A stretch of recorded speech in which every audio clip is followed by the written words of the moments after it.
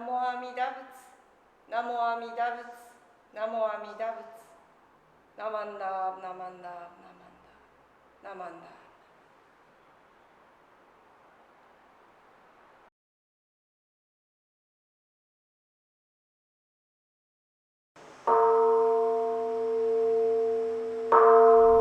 Your face shining resplendor, boundless contrast dignity, such the greatness of your eye, beyond all comparison, brightness of the Sangham, and the shining honeydews, when compared to your brilliance, seem to us like majesty.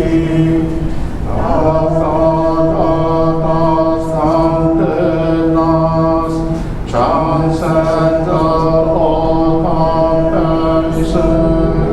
The great voice of awakening resounds through the headquarters. Your precepts burning effort, meditation, wisdom are virtues beyond all compare. How deep and supreme and rare your deep meditation has fathomed all the Dharma Message to the limits and the depth of all things the Buddhas teach. Ignorance, anger, and greed, the world for no one has none. Thy God, thy abundant, measureless your great virtues, vast are your great virtues these.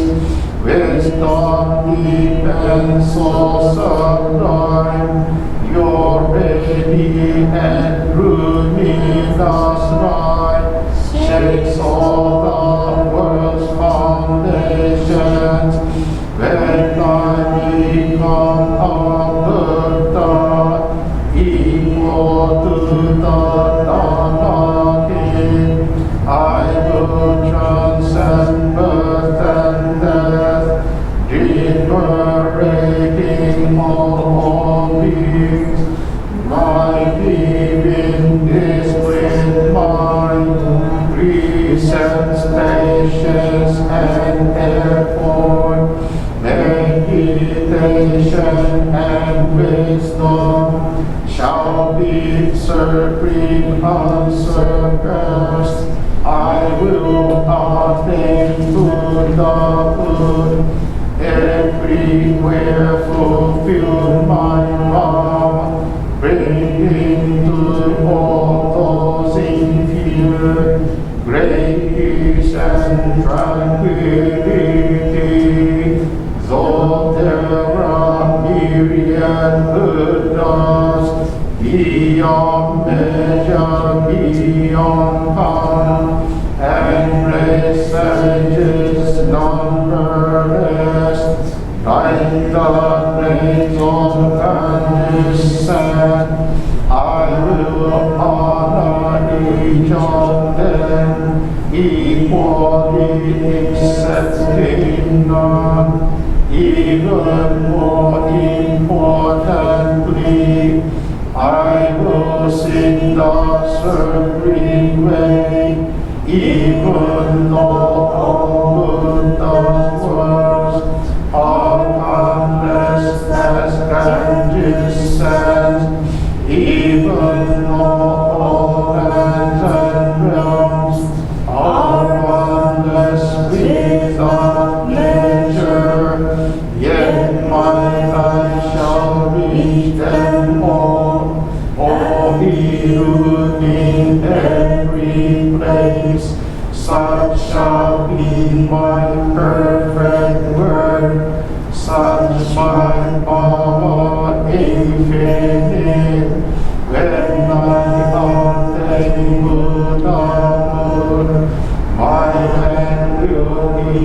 first and best place of practice transcendent.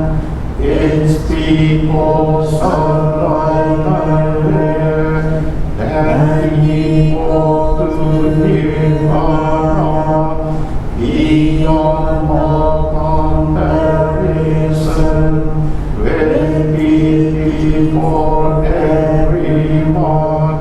I will carry all our cross, and could come from their quarters to be born into my land, to attain pure joyful mind, peace and great tranquility.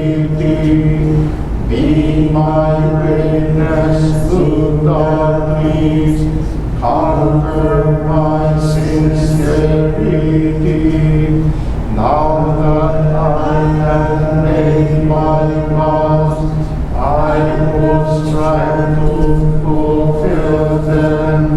Buddhas of the 10 waters, with your wisdom unhindered, may always be honored ones, know my deepest intention, even though my body must bear great pain and suffering.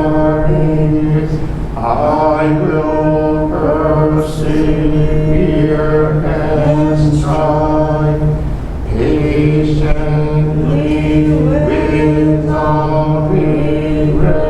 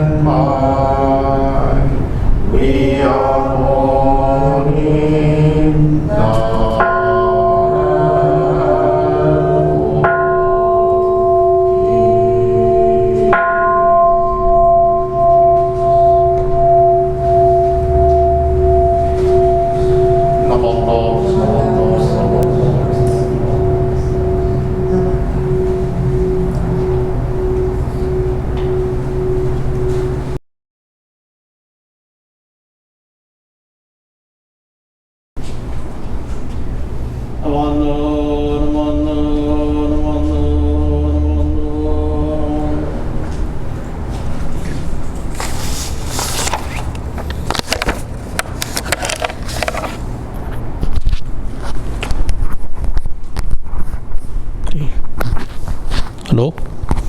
Can. All right, thank you. Let's put our hands together in Gassho. Easily seen is the fault of others, but one's own fault is difficult to see. Like chaff, one winnows another's faults, but hides one's own, even as a crafty fowler hides behind sham branches. From the Dhammapada, the words of Shakyamuni Buddha.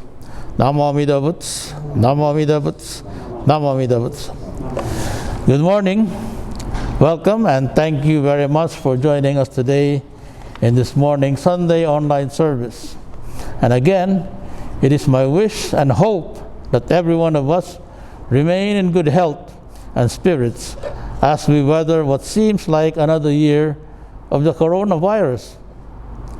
I don't know about some of you, but I myself have grown so tired and frustrated with this health crisis we've been having since the start of 2020. It seems like it just won't quit or go away. Maybe because of my previous job in healthcare, any disease that kills in great numbers and seems to defy medical science to control, I see it as an enemy that needs to be vanquished. It is sometimes depressing, but I need to focus my mind on something else positive to avoid depression. I should see more the beautiful side of life, of people, of nature, and that should serve as something to balance the negatives. Appreciation of the beauty of nature and people is not just an act of viewing with the eyes, but also with all the sense organs as well. We can smell the fragrance of flowers, hear the singing of birds, the buzz of insects, feel the warmth of the sun on our skin, and taste of a newly ripened fruit picked off a tree. But we tend to enjoy the world around us only if everything is agreeable to our sense organs. If the sunlight is blocked by clouds, or if it's rainy, if instead of the fragrance of flowers, we smell something unpleasant, like the stench of rotten garbage, or the fruit we just picked off the tree turn out to be sour and inedible, our mood and perception quickly changes. It is because our minds have been programmed and conditioned by nature to accept that which is pleasing to the senses and reject unpleasant sensations. It is nature's way to protect us from potential harm. For example, rejecting an unpleasant tasting fruit which could be poisonous, or avoiding the stink of decaying matter which harbors disease-causing bacteria and viruses. This is useful for our survival, but unfortunately, such conditioning without the proper wisdom sometimes leads to excessive desires for that which is pleasing and rejecting the unpleasant to the detriment of the well-being of others. The real world is not all pleasure nor all pain, no matter how pleasant or difficult it appears to us at the moment. The human realm we are living in, or now, according to the Buddhist teaching of the 6 realms of samsara, is a perfect balance of pain and pleasure. But because of our blind passions, our desires, we tend to avoid addressing the unpleasant realities of life and go after pleasures alone. How we see the world is distorted by the limitations of our unenlightened minds. It is distorted due to our blind passions, or bonno. We are foolish human beings who looked at the world from our egocentric point of view. We are always number one. We think we are separate from the world and the best in everything. An example of that would be like looking in a mirror. Now in Buddhism, it is said that there are 3 mirrors by which one can look at the reflection of the world around him. There are several versions of this teaching, but I will just tell you my own understanding of this concept. The first mirror is the mirror of the ego. This is just like a regular mirror, that when one looks at it, he sees his own face or image. But because this is the mirror of the ego, the viewer sees an inaccurate picture of himself or herself in it. The face is reflected as is, physically, but the mirror does not reflect the person's inner mind. And the image seen is perceived differently by the viewer. An egocentric mind will see only a beautiful, spotless image of himself, handsome or beautiful if she's a lady, young and healthy. Any imperfections like wrinkles or gray hair will be conveniently denied or cosmetically fixed. What's worse, this egocentric mind sees other faults and imperfections, but not those of him or herself. There is a story that goes, an elderly, self-centered woman was looking out from her home at her neighbor's house and said, "How pathetic that lady is next door. She doesn't clean her yard or trim the hedges around her house." But this egocentric woman was all the while looking at her neighbor's house through a hole in her glass window, which she neglected to fix herself. We have a saying in our culture in the Philippines that goes like this: before you try to wipe the dirt off another man's face, remove the grime off your own face first. It's so true and applies to any culture in the world. The second mirror is the mirror of the discriminating mind. When one looks in this mirror, he not only sees himself, but other people as well, people that he knows and does not know. But the reflections on the mirror classify people as either friend or enemy, good or bad, liked or hated. For it is the discriminating mind that is looking at the mirror and making the differentiation. And the differentiation constantly changes as the situation changes. This is none other more apparent than in world politics. Our country's allies today may become our enemies in the future, and vice versa.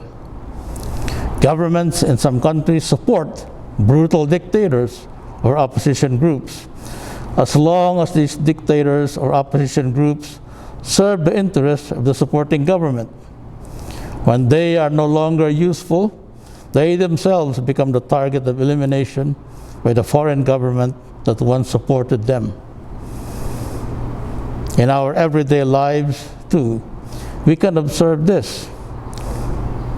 We may like a person, let's say our boss or supervisor, because everything was nice from the start.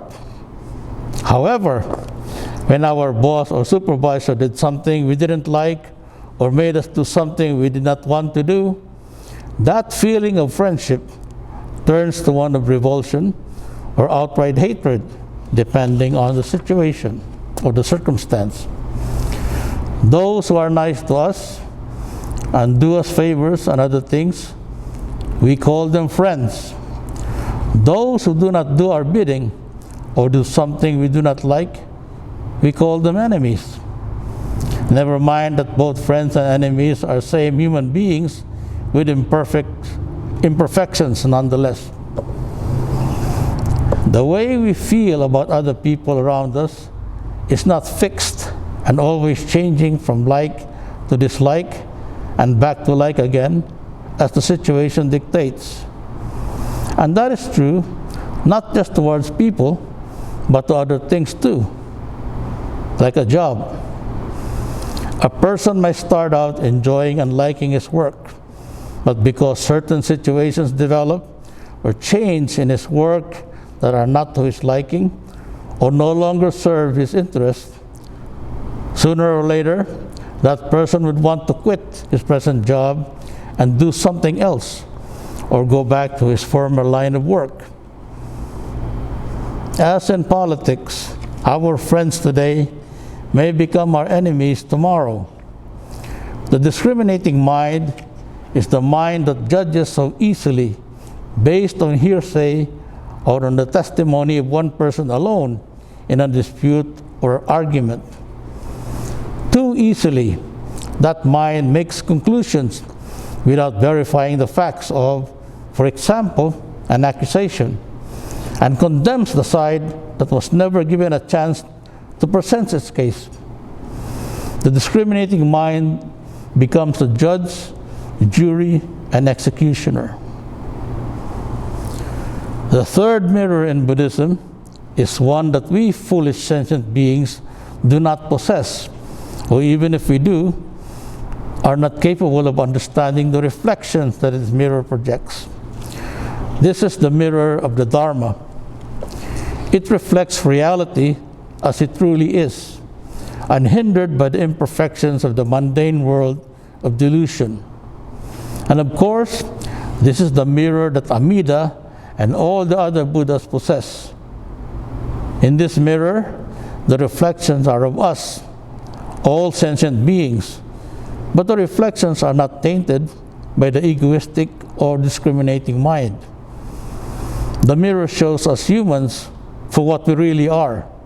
In other words, the Buddha sees through this mirror our true, quote-unquote, human selves. And that is, we are beings of blind passions, full of anger, greed, and ignorance, the three poisons in Buddhism. We are incapable of ever escaping the cyclic rounds of birth and death in our world of samsara through our own efforts. We are drowning in suffering because of our inability to see that our own unwholesome actions create negative karmic consequences. When Amida Buddha first saw this, out of boundless compassion, the primal vow was made as a means, actually our only way of getting out of this delusional world and reach nirvana or the Pure Land. We are made aware that we are unenlightened foolish beings, or bombu, and by that realization, we are made to understand that only through the power of the primal vow are we able to reach the other shore of enlightenment. This is the view from the mirror of the Dharma. In the many years of my involvement with Jodo Shinshu, I have encountered some people who reacted negatively whenever the word evil, quote-unquote, or foolish being is used to describe us unenlightened beings, including themselves, of course. I've heard comments like, I am not foolish, I am not an evil person. This reaction could be due to the use of the word evil, which, in other religious traditions, means a person who deliberately does evil things, do bad deeds on purpose. Evil in Buddhism could also mean just being unenlightened and ignorant, thus creating negative karmic consequences. Other comments I've heard are, gee, when the Buddha's light of wisdom illuminates us as being foolish, it is kind of depressing. Well, it may seem so. It is depressing, but only if we think that being foolish, full of blind passions, and unenlightened is what we really are ultimately. If the true self means our true, unchanging essence, it is indeed depressing, because it means we can never be changed. Salvation is not possible if that is the case. True means real, cannot be altered, otherwise it is not true. But I like to think our human form is not our real self.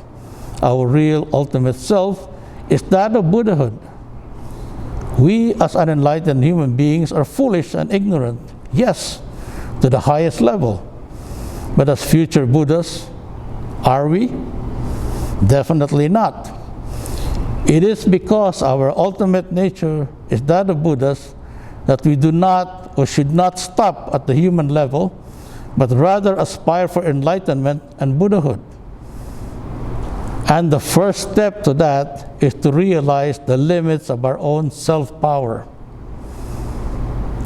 Shinran Shonin went through that experience of one thought moment of realization that he was an ignorant, foolish being.